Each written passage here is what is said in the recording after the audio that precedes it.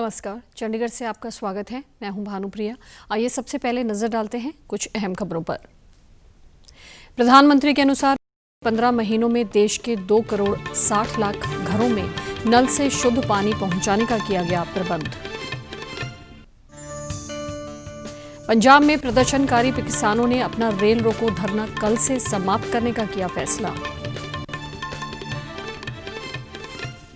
और पंजाब, हिमाचल प्रदेश और उत्तर प्रदेश में कोविड प्रबंधन के लिए उच्च स्तरीय केंद्रीय दल रवाना।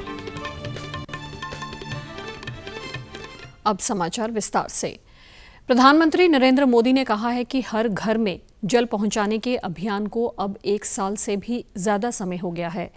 इन 15 महीनों में 2 करोड़ 60 लाख से ज्यादा परिवारों को उनके घरों में नल से शुद्ध पीने का पानी पहुंचाने का इंतजाम किया गया है।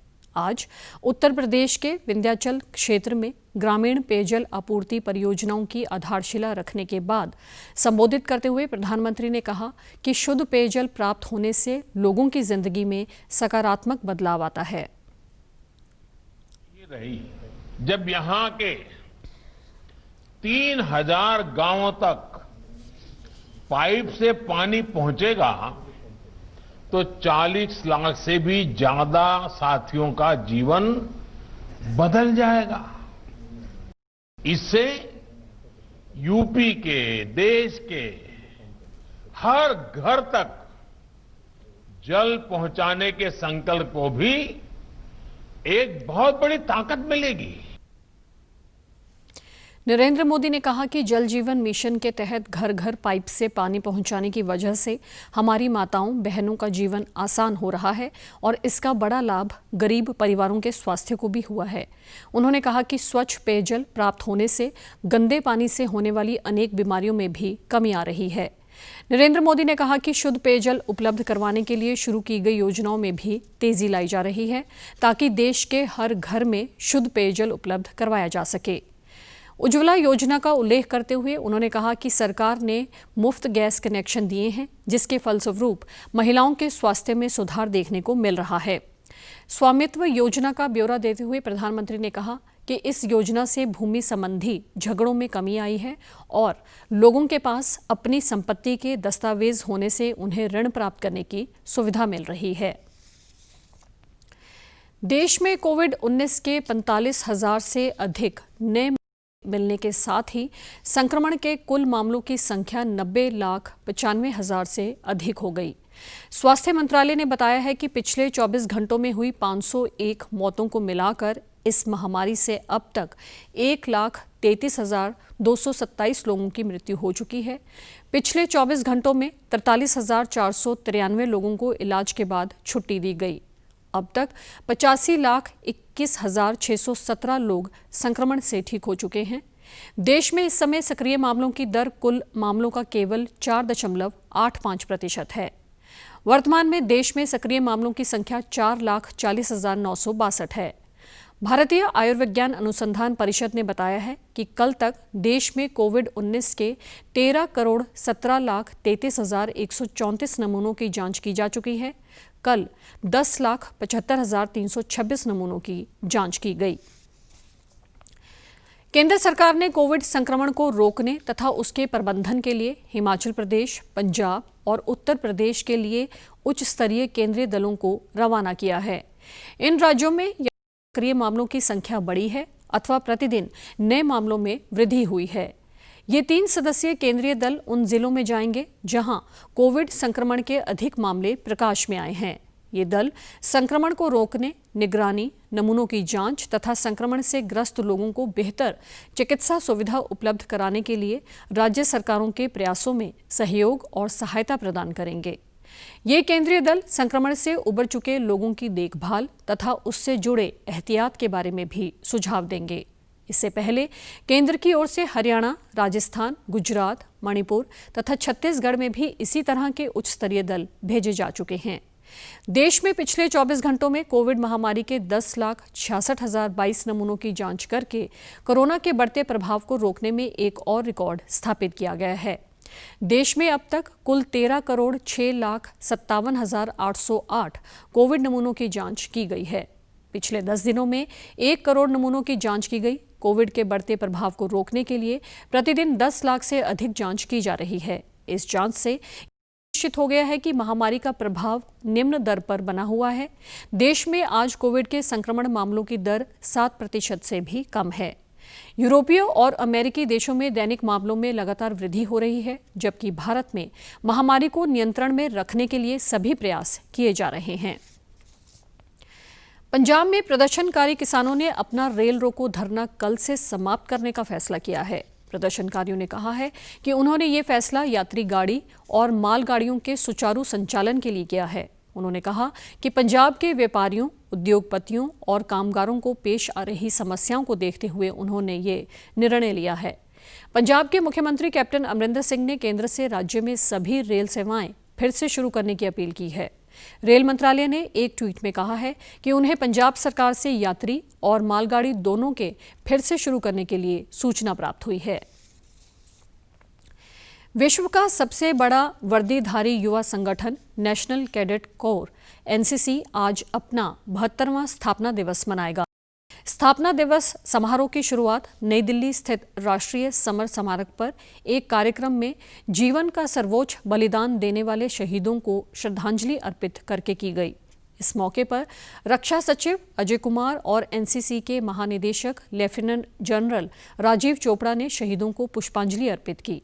कार्यक्रम में रक्षा सचिव ने कहा कि एनसीसी कैडेट ने कोरोना योद्धाओं के रूप में कोविड महामारी के दौरान इससे निपटने के उपायों के बारे में लोगों को जागरूक करके निस्वार्थ भाव से अपनी सेवाएं दी।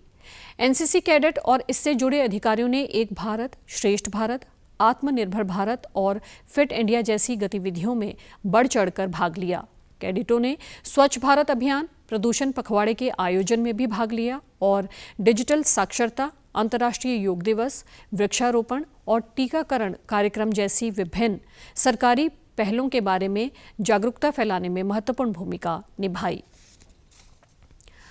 हरियाणा में लार्ज स्केल मैपिंग परियोजना और योजना के तहत किए जा रहे ड्रोन फ्लाइंग कार्य को अगले साल जनवरी तक पूरा कर लिया जाएगा और मार्च तक फीचर एक्सट्रैक्शन कार्य को भी अंतिम रूप दे दिया जाएगा।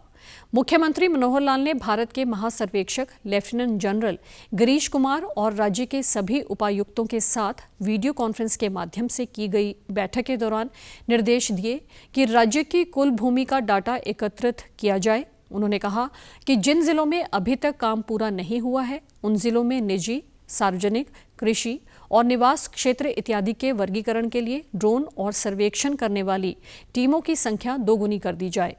मनोहर लाल ने प्रारूप मानचित्र का कार्य भी प्राथमिकता के आधार पर पूरा करने के निर्देश दिए। बैठक के दौरान मुख्यमंत्री को अवगत करवाया गया कि राज्य के अधिकतर जिलों में स्वामित्व योजना के तहत 100% कार्य जल्द पूरा कर लिया जाएगा। इस समय प्रदेश के 18 जिलों में ड्रोन टीमों की प्रतिनियुक्ति की गई है और बाकी जिलों में भी टीमें शीघ्र ही काम करना शुरू करेंगी। मुख्यमंत्री मनोहर लाल ने जम्मू कश्मीर में विपक्षी पार्टियों के गठबंधन गुपकार अलायंस द्वारा चीन के सहयोग से धारा 370 को वापस लाने के बयान की निंदा की है। उसमें घोषणा करते हैं कि हम जो है गुपकार ये जो फेडरेशन बनी है, ये जो समझौता इनका हुआ है, हम उसका सहयोग करेंगे। उधर तो कांग्रेस वहां बैठी समझौते में सहयोग कर रही है और यहाँ दिल्ली में कांग्रेस के नेता बैठ के उसका विरोध कर रहे हैं कि हम उनके साथ नहीं हैं। आखिर साथ नहीं है तो अपनी जम्मू कश्मीर इकाई से जवाब क्यों नहीं पूछते हैं? और जम्मू कश्मीर की इकाई आज जिला विकास परिषद के अंदर और वो लोग मिल करके गठबंधन का सहयोग करके चुनाव लड़ रहे हैं। सीधा सीधा मतलब है कि जो हमारे कांग्रेस के नेता है, ये कांग्रेस के नेता दोगले हैं, अंदर कुछ है, बाहर कुछ है, यहां कुछ कहेंगे, कश्मीर में कुछ कहेंगे। पत्रकारों के सवालों के जवाब में उन्होंने कहा कि ये राष्ट्रीय एकता की भावना के खिलाफ है। चंडीगढ़ में कोरोना संक्रमण के कल 119 नए मामले मिलने की पुष्टि हुई है। स्वास्थ्य विभाग की ओर से पिछले 24 घंटों के दौरान 1210 मामलों की कोरोना जांच की गई, जिसके बाद 119 नए मामले सामने आए तथा शहर में कोरोना संक्रमण के एक्टिव मामलों की संख्या 1135 हो गई है। चंडीगढ़ में 1,31,280 कोरोना से संबंधित टेस्ट किए गए, जिनमें से 1,13,928 मामलों का परिणाम नेगेटिव रहा है तथा कुल 16,591 कोरोना संक्रमण के मामले सामने आए। शहर में 258 कोरोना संक्रमितों की मृत्यु भी हो चुकी है तथा 15,198 कोरोना संक्रमित स्वस्थ भी हो चुके हैं। स्वास्थ्य विभाग की ओर से दिल्ली में कोरोना के दिवाली के बाद बढ़े हुए मामलों को देखते हुए दिल्ली से आ रहे यात्रियों की कोरोना जांच के लिए सेक्टर 17 के बस स्टैंड पर मोबाइल टेस्टिंग वैन से जांच की सुविधा शुरू की गई है। शहर के विभिन्न क्षेत्रों में प्रतिदिन मोबाइल टेस्टिंग वैन कोरोना जांच निःशुल्क की जा रही है ताकि इस बीमारी के संदिग्ध मामलों का प्रथम चरण में ही पता लगाकर उपचार शुरू किया जा सके। आज सुखना जेल, बुड़ैल जेल, मौली जांगरा पुलिस स्टेशन तथा सेक्टर 26 के पुलिस अस्पताल में मोबाइल टेस्टिंग वैन टीमों द्वारा कोरोना जांच का कार्य जारी है। प्रशासन तथा स्वास्थ्य विभाग कोरोना संक्रमण की श्रृंखला पर काबू पाने के लिए प्रयासरत है। चंडीगढ़ लिटरेरी सोसाइटी की ओर से 3 दिवसीय ऑनलाइन लिट फेस्ट लिटरेरी का आयोजन किया जा रहा है। फेस्ट के दौरान देश विदेश के लेखकों की ओर से ऑनलाइन अपने विचार विस्तार पूर्वक व्यक्त किए जा रहे हैं। फेस्ट की शुरुआत करते हुए सोसाइटी की चेयरपर्सन तथा लेखिका डॉक्टर सुमित्रा मिश्रा ने सभी प्रतिभागियों का स्वागत करते हुए कहा कि इस बार का ये फेस्ट कोविड महामारी की चुनौतियों के बीच लेखकों, कलाकारों के विचार खुलकर व्यक्त करने का जरिया बन रहा है। Banks of the scenic Sukhna Lake, except that this year we are going to be face to face on the digital platform. And over the years, Literati, we have played host to, I would say, some of the finest literary minds, both national and international, and had very meaningful discussions both on stage and off stage. And that and more is what we have planned and lined up for you in Literati 2020 as well. And as Niharika was mentioning, Literati 2020 is a truly global affair, because I think apart from South America, we have authors and poets from every continent, from every part of the world. 3 दिवसीय fest के दौरान जीवन से संबंधित विभिन्न मुद्दों, चुनौतियों, मनोभाव इत्यादि विषयों पर लेखनी को भी साझा किया जा रहा है। I said I wanted a life of action rather than thought. And so again, I sort of created myself. I joined the company, and then I joined the company.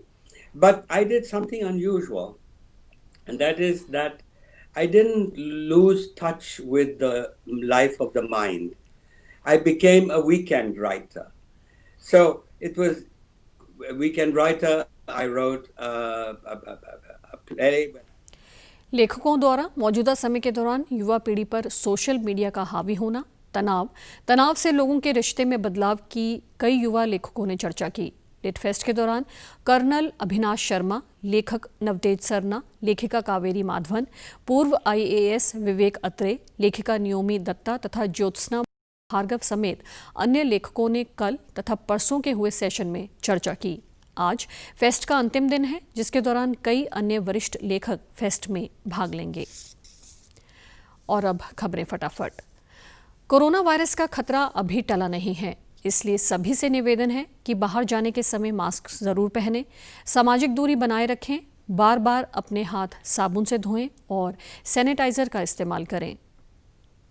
महामारी कोविड-19, जिसका कहर संपूर्ण मानव जाति को अपनी आगोश में ले चुका है। टीका या दवाई उपलब्ध होने तक महामारी के खिलाफ मानवता की जंग जारी है। ऐसे में सबसे जरूरी है सावधानी और बचाव। फेस मास्क कोरोना से रोकथाम का सबसे प्रभावी उपाय साबित हुआ है। विश्व स्वास्थ्य संगठन विशेषज्ञों की शोध का भी यही निष्कर्ष है कि मास्क से मुंह और नाक को अच्छी तरह ढककर कोरोना संक्रमण को कम किया जा सकता है। कोरोना संक्रमण से बचाव के लिए मास्क पहनने के साथ ही जरूरी है मास्क को सही तरीके से पहनना। बहुत से लोग मास्क से नाक और मुंह को सही तरीके से नहीं ढकते हैं, जिससे संक्रमण का खतरा बना रहता है। बिना मास्क या फेस कवर के घर से बाहर निकलने की अभी कल्पना करना भी सही नहीं है। जुड़िए डीडी न्यूज की खास मुहिम मास्क अप इंडिया के साथ। मास्क पहने और अपने मुंह और नाक को अच्छी तरह ढके। अपने परिवार के सदस्यों और दोस्तों को मास्क पहनने के लिए कहें। Mask up India. Mask up India. DD news के माध्यम से सबको बताना है, कोरोना को हराना है, मास्क जरूर लगाना है। Mask up India. Mask up India. Mask up India.